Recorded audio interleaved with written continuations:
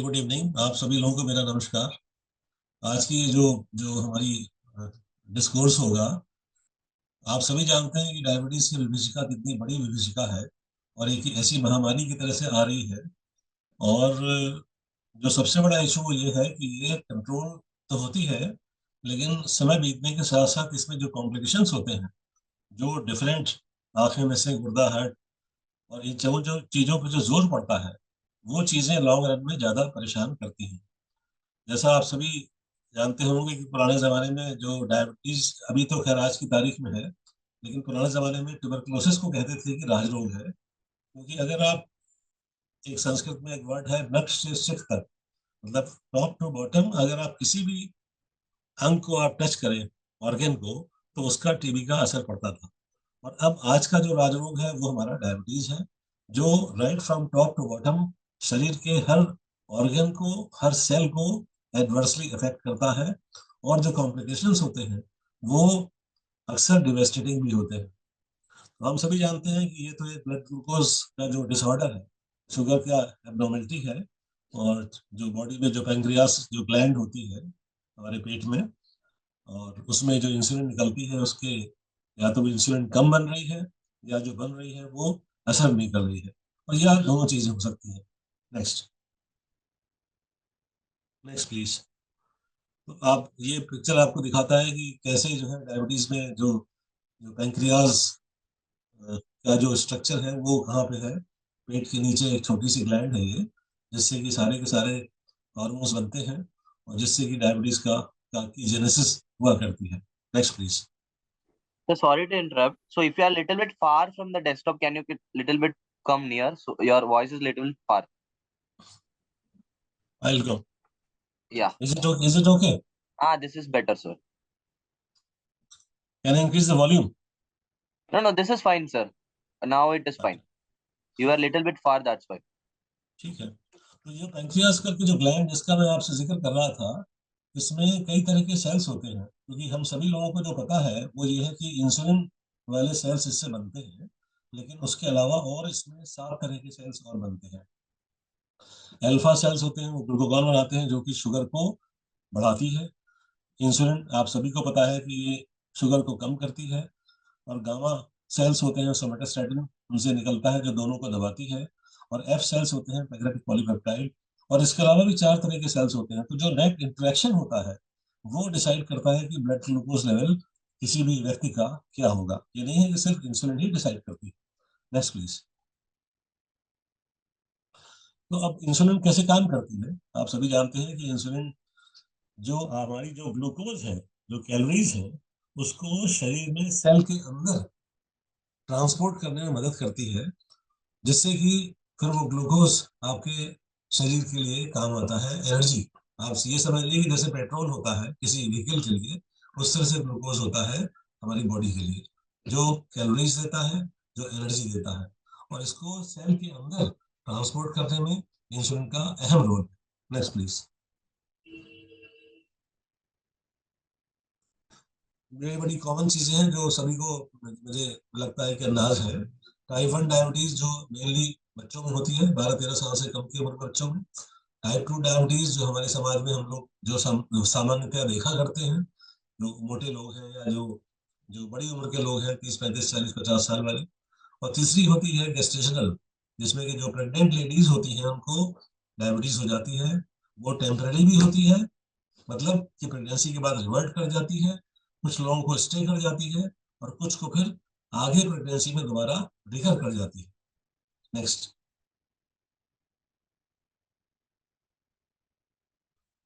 तो आप सभी जानते हैं कि बॉडी में जो टाइप 1 डायबिटीज होती है, इसमें बॉडी में जो इंसुलिन बन नहीं रही है। और अगर नहीं बन रही है तो आपको जो है उसको बाहर से रिप्लेस करना है। टाइप 2 डायबिटीज जो हमारी जो कॉमन डायबिटीज है, इसमें इंसुलिन बन रही है लेकिन वो ठीक से काम नहीं कर रही। आप सभी जानते हैं कि जो टाइप 1 डायबिटीज कम उम्र के बच्चों में होती है, और ये अप्रोक्सीमेटली 5 से 10% लोग होते हैं हमारे समाज में जिनको इस तरह की शुगर होती है, डायबिटीज होती है। बट ऐसा नहीं है। इसकी अब हम लोग आजकल बड़ी उम्र में भी लोगों को देख रहे हैं जो कि इंसुलिन डिपेंडेंट है, और जहाँ पैंक्रियास काम नहीं कर रहा है उनको इंसुलिन लेना है, क्योंकि अगर ठीक रहना है तो। बट जो दूसरी तरफ जो हमारी जो टाइप 2 डायबिटीज है, ये ज्यादा उम्र के लोग होते हैं, और ये इंसुलिन भी लें तो बेहतर होता है गोलियों के साथ साथ, क्योंकि इंसुलिन से क्वालिटी ऑफ लाइफ बेटर होती है। बट जब तक गोलियों से कंट्रोल होता है ठीक है, और लेकिन आगे चल करके जब डिमांड बढ़ती है तो इंसुलिन जोड़ना होता है, जो उस व्यक्ति के हित में होता है। Next please. तो जो टाइप 2 डायबिटीज की बात करें, इसमें क्या होता है कि इंसुलिन रेजिस्टेंस होता है। मतलब ये है कि जो आपके पास इंसुलिन शरीर में भरी पड़ी है, लेकिन वो असर नहीं कर रही है। क्यों? क्योंकि या तो मोटापा है, एक्स्ट्रा फैट की वजह से एक लेयर बन जाती है, एक दीवार बन जाती है, जैसे कि इंसुलिन सेल में नहीं जा पाती है, और उसके बाद शुगर बढ़ती है। जैसे कोई व्यक्ति है अगर वजन कम करता है, अपना जीवन शैली को बदलता है, तो आप देखते हैं कि फिर वो चीज, वो इंसुलिन जो बॉडी में है वो असर करती है। और इसीलिए हम लोग कहते हैं कि भाई थोड़ा परहेज करो, अगर मोटापा है तो मोटापा कम करो, थोड़ा सा टहलो, जिससे कि आपकी थोड़ी सी कैलोरीज स्पेंड हो, और ये शुगर कंट्रोल करने में हमारी बहुत मदद करता है। Next please. तो जो रिस्क फैक्टर्स आप सभी जानते हैं, क्योंकि समाज में ये सब चीजें बहुत ज्यादा आजकल एजुकेशन भी चल रही है। मोटापा अगर होता है, वजन बढ़ता है, डायबिटीज का खतरा बढ़ता है। जो बीएमआई है, बॉडी मास इंडेक्स, ये एक हमारा एक इंडेक्स है, पैमाना है, जो क्वांटिटेट करता है कि आपका मोटापा किस डिग्री का है। वेट को किलोग्राम में अगर हम लोग हाइट के स्क्वायर से जो है जब घटाते हैं, भाग देते हैं, तो जो वेट आता है वो हम लोग उसको, तो जो जो यूनिट आती है उसको हम लोग बोलते हैं बॉडी मास इंडेक्स। और जब ये 23 या 25 से ऊपर होती है तो उसको हम लोग ओबीस या ओवरवेट कहते हैं। ज्यादातर 40 साल से ऊपर के लोगों में होती है, खतरा बढ़ता है, क्योंकि जैसे जैसे एज बढ़ती है वैसे वैसे तनाव बढ़ता है, फूड हैबिट्स गड़बड़ होती है, आदमी का तनाव स्ट्रेस बढ़ता है, उसकी लाइफ स्टाइल इनएक्टिव होती रहती है, तो उसके बाद जो है ये खतरा बढ़ा करता है। अगर आपके परिवार में डायबिटीज है, माँ बाप को किसी को डायबिटीज है, तो खतरा बढ़ जाता है। और डायबिटीज के साथ साथ और डायबिटीज के साथ साथ जो खून में चर्बी भी बढ़ा करती है ज्यादातर लोगों में। अगर आपको गेस्टेशनल डायबिटीज की हिस्ट्री है, तब भी आगे चल करके आगे भविष्य में डायबिटीज का खतरा बढ़ता है। तो ये सब रिस्क फैक्टर्स है।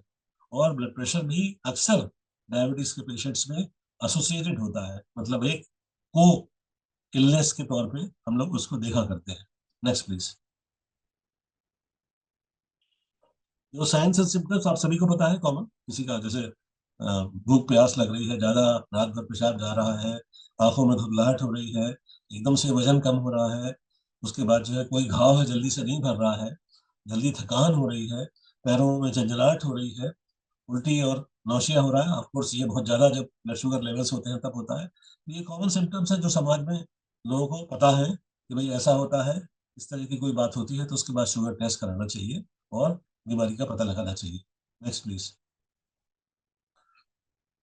अब देखिए जो सबसे जो बड़ा इशू है वो है कॉम्प्लिकेशंस का, जो हम लोग आगे के स्लाइड्स में डील करेंगे। क्योंकि आप सभी जानते हैं कि अ, मैं आपको एक एग्जांपल दूंगा कि सोने से ज्यादा गढ़ाई महंगी।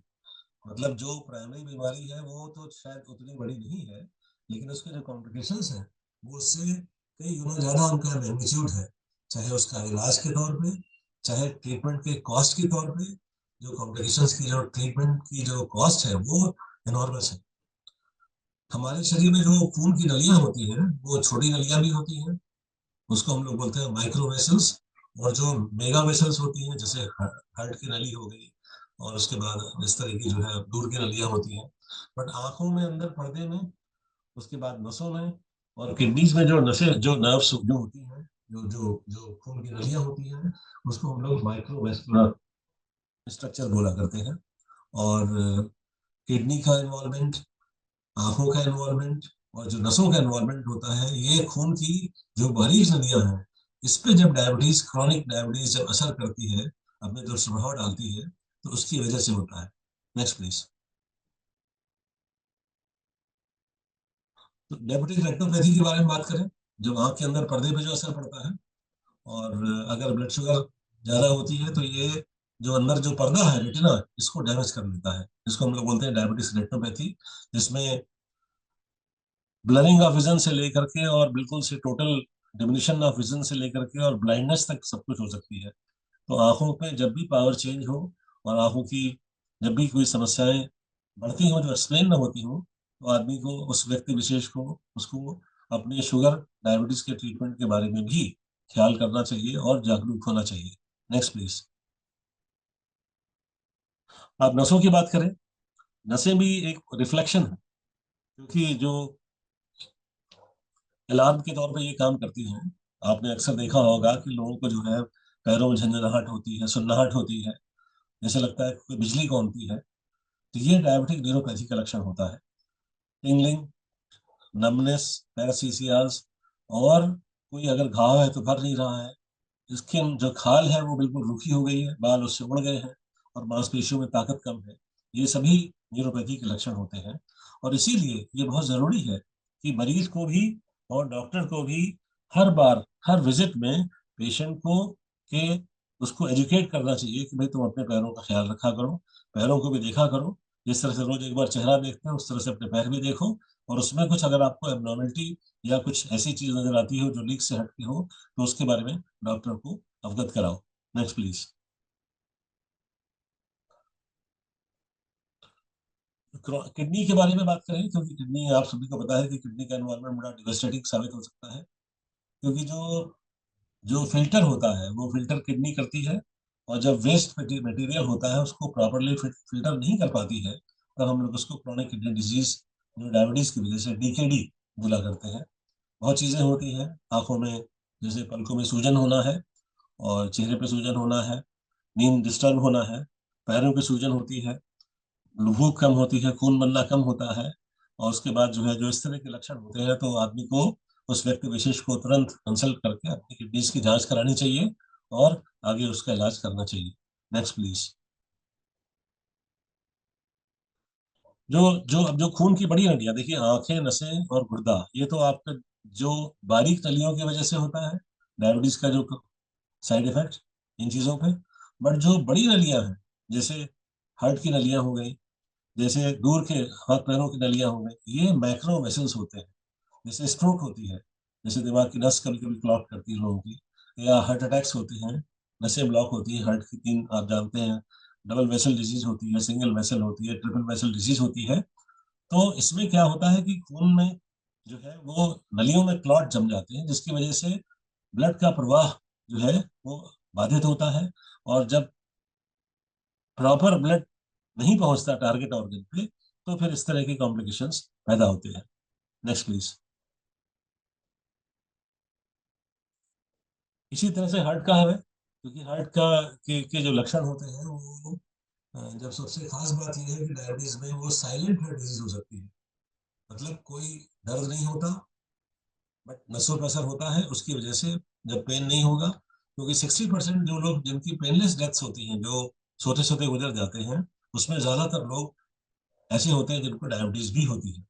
तो जो लक्षण होते हैं आप सभी जानते हैं कि जैसे सांस फूलना है, जल्दी थक जाना है, डिजीनेस होती है, और एक्सप्लेन, आप ऐसी स्वेटिंग, पसीना आता हो जिसको आप, जब आप एक्सप्लेन न कर सकें, चेस्ट पेन होता है, नौशिया होती है, या जो कोई दर्द होता है जो कि जॉज में, शोल्डर्स में, लेफ्ट आर्म में जाता है, तो one has to be alert, और उसके बाद अपने हार्ट की स्क्रीनिंग करानी चाहिए। Next please. अब जो पेरिफेरल आर्टरी डिजीज जिसकी मैं बात कर रहा हूँ, जो जो जिसमें आपने देखा होगा कि लोगों को अक्सर एम्पुटेशन कराना पड़ जाता है। तो अगर आप स्मोकर हैं तो आपके लिए एक वर्ड ऑफ कॉशन है, स्मोकिंग बंद कर दें अगर डायबिटीज भी है तो। और तंबाकू खाते हैं तो भी इस तरह की दिक्कतें ज़्यादा आती हैं। तो जो दिक्कत क्या होती है कि आप चलते हैं, थोड़ा सा दर्द होता है, आपको रुकना पड़ता है, इंटरमिटेंट क्लॉडिकेशन कहलाता है वो। और एक होता है रेस्ट पेन, मतलब आप चलते हैं, आपको दर्द हुआ, आपने रेस्ट किया, आराम मिला, फिर आप चले। तो ये जो दोनों चीजें हैं ये पॉइंट करती हैं पीवीडी, पेरिफेरल वेस्कुलर डिजीज, या पेरिफेरल आर्टरी डिजीज की तरफ, जो लंबी डायबिटीज का कॉम्प्लिकेशन होता है। नेक्स्ट। तो इन कॉम्प्लिकेशंस को मैनेज कैसे करें, क्योंकि आप सभी जानते हैं शुगर का इलाज, लेकिन कॉम्प्लिकेशंस का इलाज भी जो है बहुत एक अलग महत्वपूर्ण स्थान रखता है। पैरों की बात करें पहले, जो पेरिफेरल वेस्कुलर डिजीज, शुगर आप कंट्रोल करें, अपना HbA1c कंट्रोल करें, डाइट एक हेल्दी डाइट लें, रेगुलर नियमित रूप से वॉक किया करें, टहला करें। स्मोकिंग नहीं करना है, सबसे खास बात यह है। स्किन को हमेशा मॉइस्चराइज रखना है।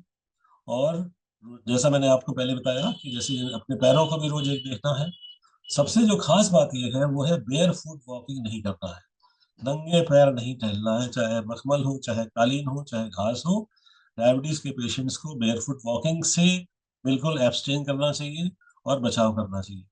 प्रॉपरली फिटिंग शूज होना चाहिए। जैसे मान लीजिए आपका कोई सैंडल है, पुराना चमड़े का जूता है, और वो उस पर चमड़ा जो है कठोर हो गया है, तो वो स्किन को रब करता है, स्किन वहां फट जाती है, वहां अल्सर हो जाता है, जो कि नहीं हील करता है। तो इसलिए जो है अपनी वेल फिटिंग शूज को देखें। और कॉर्न वगैरह हो तो आप अलर्ट हो, सही डॉक्टर को आप दिखाएं। पैरों को हमेशा जो है सोक करके, जिससे कि उसमें बहुत गंदगी ना रहे। अपनी फुट केयर हमेशा किया करें। इस तरह की चीजें आप करेंगे तो आपको पैर आपके सलामत रहेंगे। और बल्कि शेक्सपियर ने कहा था कि सोसाइटी डॉक्टर को लाखों रुपए देती है अपना एम्पुटेशन करने के लिए, लेकिन उसको सेव करने के लिए कोई कुछ नहीं करती है। दे आर वेरी केयरलेस पैरों के मामले में। तो फिर इसलिए जो है पैरों की केयर बहुत अहम रोल रखती है डायबिटीज में। Next please. डायबिटीज जो आंखों पे असर पड़ता है, इसको आप कैसे रोक सकते हो, कैसे बचा सकते हो, या अगर हो गई है तो आप उसका आगे बढ़ना कैसे रोक सकते हो।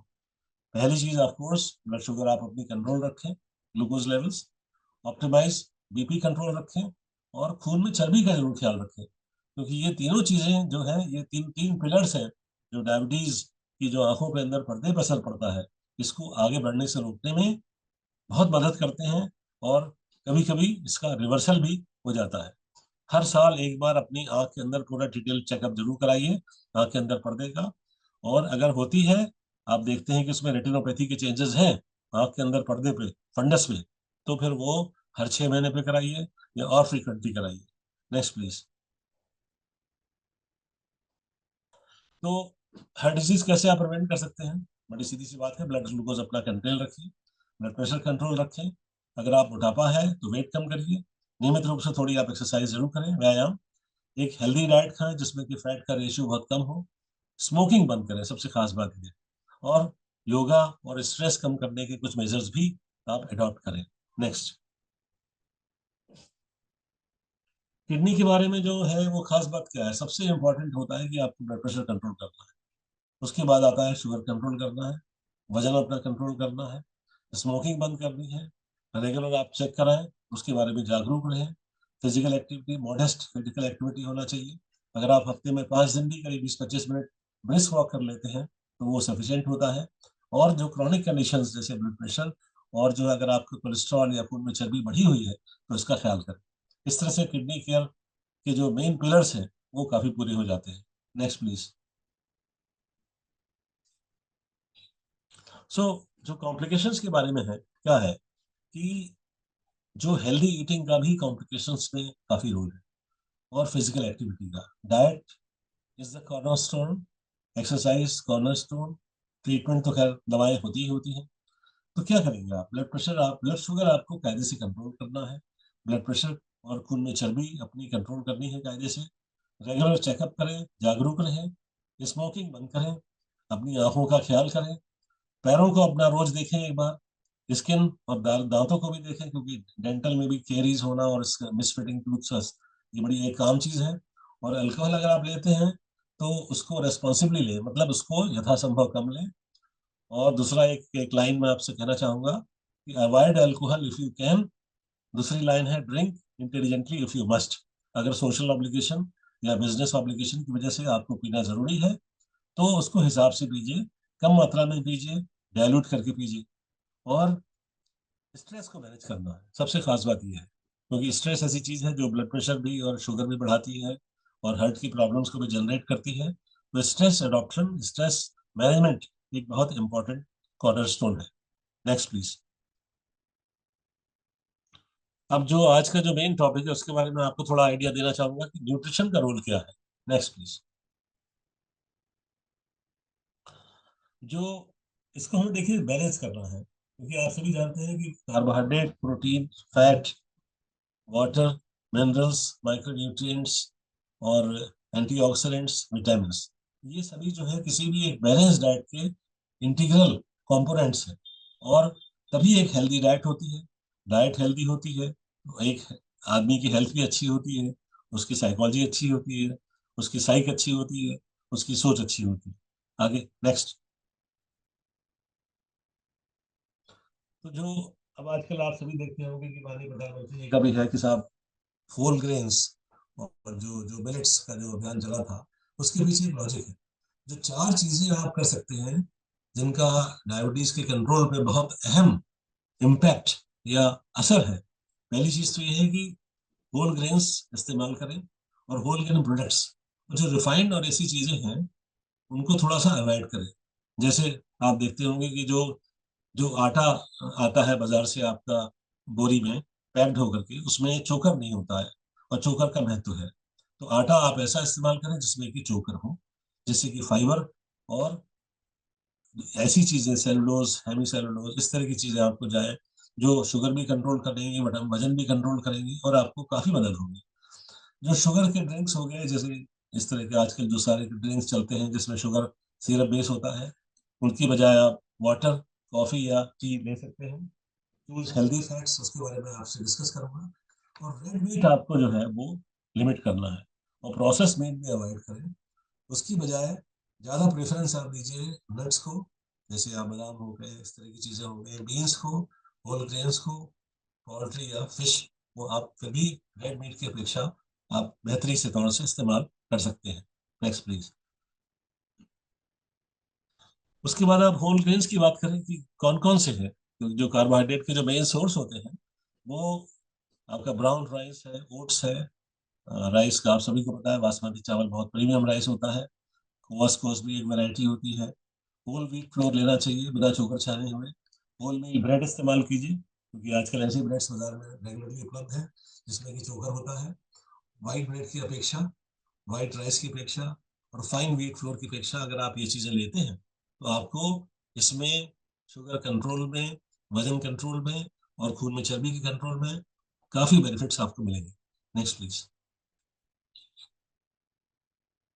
हाई फाइबर फूड, जैसा मैंने आपसे कहा कि जो जो जो कम से कम 400 ग्राम फाइबर रोज लेना, ये जो है रिकमेंडेशन है, जो आपको सब्जियों से, हरी पत्तेदार सब्जियों से मिलता है।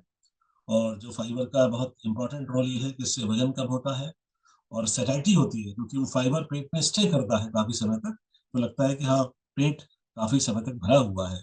और जब काफी समय तक भरा हुआ रहेगा तो आदमी को ज्यादा खाने की टेंडेंसी कम होगी। जो कॉमन सोर्स ऑफ फाइबर के हैं समाज में हमारे, जो हम लोग रोज इस्तेमाल करते हैं, वो सब्जियां हैं, फल हैं, होल ग्रेन प्रोडक्ट्स हैं और बीन्स, लेग्यूम्स और नट्स हैं। Next please. तो 2 सर्विंग्स पर ले, हाउ मच फ्रूट आप ले सकते हैं? 2 बार तो आपको लेना चाहिए। एक बार तो स्नैक के तौर पे लीजिए, और एक जो है एक बार आप लीजिए एक मील के साथ आप ले सकते हैं, जिससे कि कम से कम आप दिन में 2 बार ले लें, क्योंकि अमूमन लोग एक बार लेते हैं।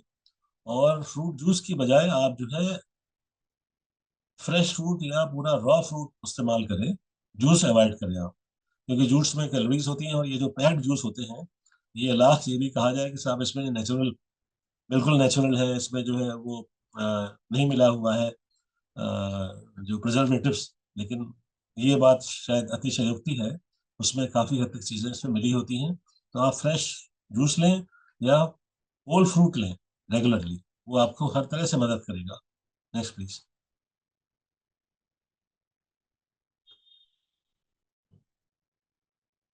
इसके बारे में ये स्लाइड दिखाती है कि एक स्मॉल एप्पल, पियर या ऑरेंज आप एक ले सकते हैं एक सर्विंग में, या एक मीडियम साइज का केला ले सकते हैं, या फिर आप 10 अमरूद अंगूर ले सकते हैं, या एक पपीते का बड़ा पीस, या वाटरमेलन तरबूज का बड़ा पीस आप ले सकते हैं।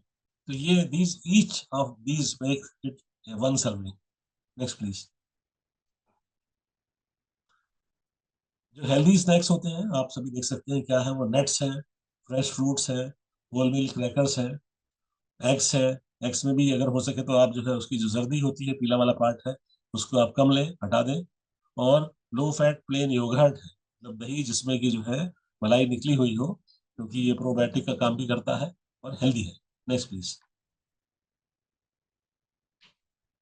तो जो डाइटरी गाइडलाइंस होती हैं, प्रोटीन का भी हमें ख्याल करना है, कार्बोहाइड्रेट का भी ख्याल करना है, जो कि जैसे मैंने आपसे बताया कि वो फाइबर कंटेंट उसमें ज़्यादा जाना चाहिए। नॉन रूट वेजिटेबल्स का भी ख्याल करना है, जैसे कि ग्रीन लीफी वेजिटेबल्स हो गए, गार्ड्स हो गए, बीन्स हो गए। तो और एक से लेके दो फ्रूट्स पर डे जरूर आपको खाना चाहिए। पहले 2 सर्विंग्स की बात मैं कर रहा था। नट्स और ऑयल सीड्स लेना चाहिए। जो खास बात यह है कि जो ऑयल का इस्तेमाल आप करते हैं कुकिंग में, वो उसकी मात्रा आपको मिनिमम रखना चाहिए। और ऐसा नहीं कि जो है सिर्फ रिफाइंड ऑयल ही अच्छे होते हों, बल्कि कुछ मस्टर्ड ऑयल अगर आप अनरिफाइंड लेते हैं, और देसी घी थोड़ा सा अगर आप लेते हैं छौंका लगाने के लिए, और ऑलिव ऑयल आप लेते हैं, तो ये सबसे हेल्दी ये 3 चीजें हैं। और बाकी चीजें ग्राउंडनट ऑयल भी ठीक है, लेकिन ये जो पूरा का पूरा जो जो वैसे ऑयल्स हैं जो कि अच्छी तरह से जो है बहुत ज़्यादा रिफाइन किए हुए हैं, वो हमें अवॉइड करना चाहिए, क्योंकि उनके साथ आगे चल करके बहुत सी समस्याएं हैं। एथ्रोजेनेसिस भी है, कैंसर का प्रोडक्शन भी है, इस तरह की चीज़ें हैं। और जो बहुत हाई शुगर वैल्यूज वाले हैं, हाई कैलोरी वैल्यू वाले, जैसे डायरेक्ट चीनी हो गई, गुड़ हो गया, हनी हो गया, सैगो, इसको यथासंभव कम लेना चाहिए। प्लेट्स के हिसाब से आप लें, 1/4 of the plate each. Raw vegetable जैसे जो हरी सब्जियां हैं, कुक्स वेजिटेबल हो गई, प्रोटीन कार्बोहाइड्रेट है, इसको आप कुछ ऐसा बना लें कि एक 1/4 प्लेट की एक सर्विंग बना लीजिए। तो ये आपको फूड प्लान में मतलब मदद देती है। Next please. तो जो सिंपल जो वेट मैनेजमेंट, क्योंकि अगर आपका वेट ज्यादा है तो वेट कम करना डायबिटीज का पहला ऑब्जेक्टिव है। Avoid skipping meals. अगर आप सुबह से रात तक खाना नहीं खाते हैं तो ये कोई आंसर नहीं है, बल्कि जो लोग regular small and frequent meals लेते हैं उनको वेट ज़्यादा अच्छा मैनेज होता है, उनकी शुगर ज़्यादा अच्छी मैनेज होती है। जो भी आप खाइए उसको धीमे धीमे लीजिए, उसको च्यू कीजिए, उसमें एंजाइम्स अच्छे आपके निकलते हैं, और उसके बाद आपका पेट भी अच्छी तरह से भरता है। स्मॉल प्लेट इस्तेमाल कीजिए राधा राधा की बड़ी बड़ी प्लेटों की अपेक्षा। और अपना वजन नियमित रूप से आप लेते रहिए। उसके बाद हाई फाइबर की जो जो जो फूड्स हैं उसको आप प्रीफर करें। हेल्दियर ऑयल लें, जैसे मैंने आपसे जिक्र किया था, ऑलिव है, कनाडा है, प्लांट बेस्ड। और नॉन स्टिक स्प्रेज लें। Choose options with less sugar और नो एडेड शुगर। ऐसी चीज़ों को आप अवॉइड करें जिसमें कि शुगर ज़्यादा है।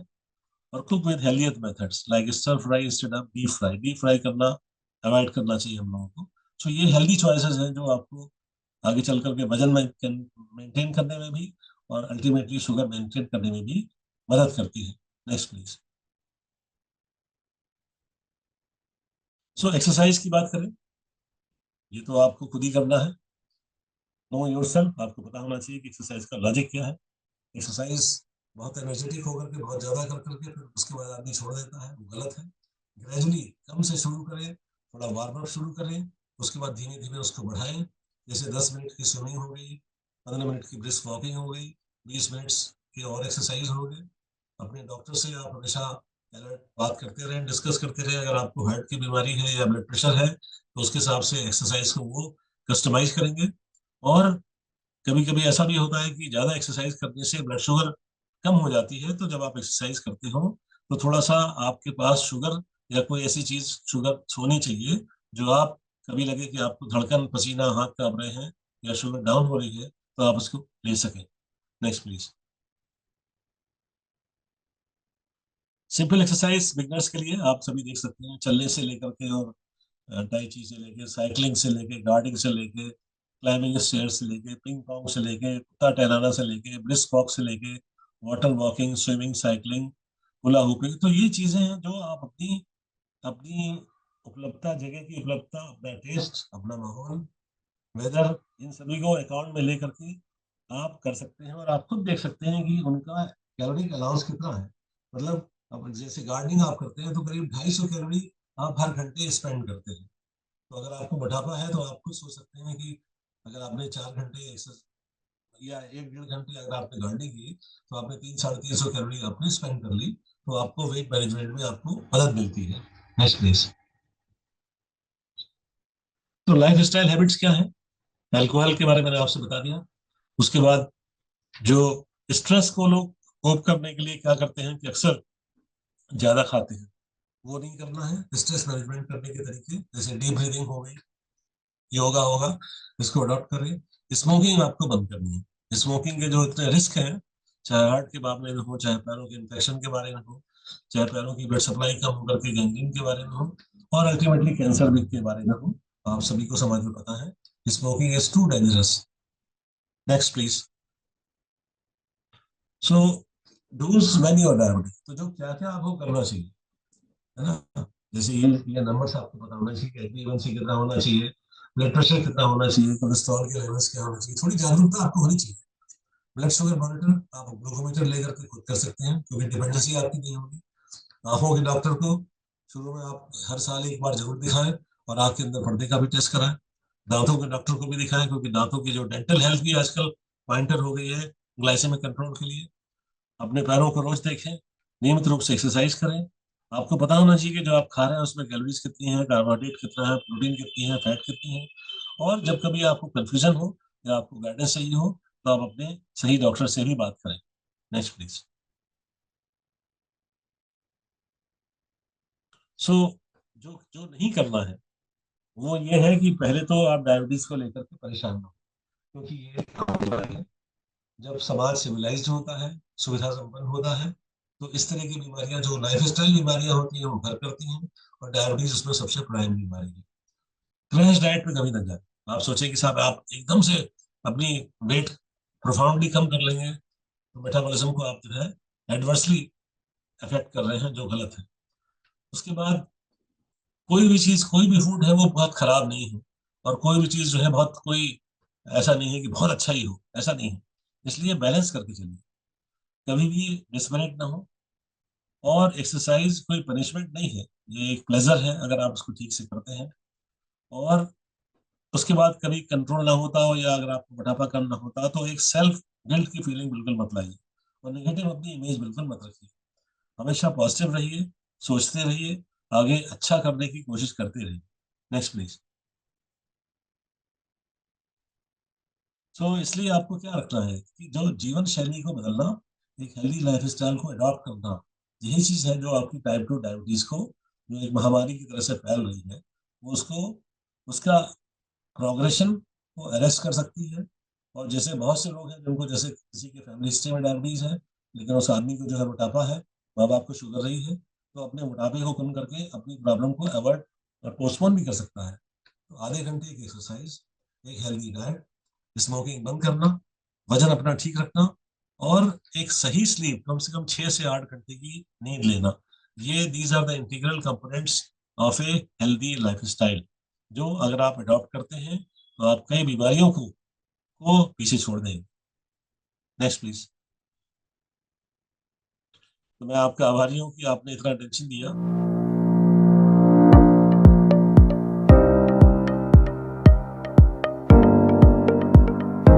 नो प्रॉब्लम, ग्लूकोज लेवल सबका कंट्रोल करें, fasting around 100 milligrams per decilitre, और post lunch approximately 150 to 160, and they can go for surgery.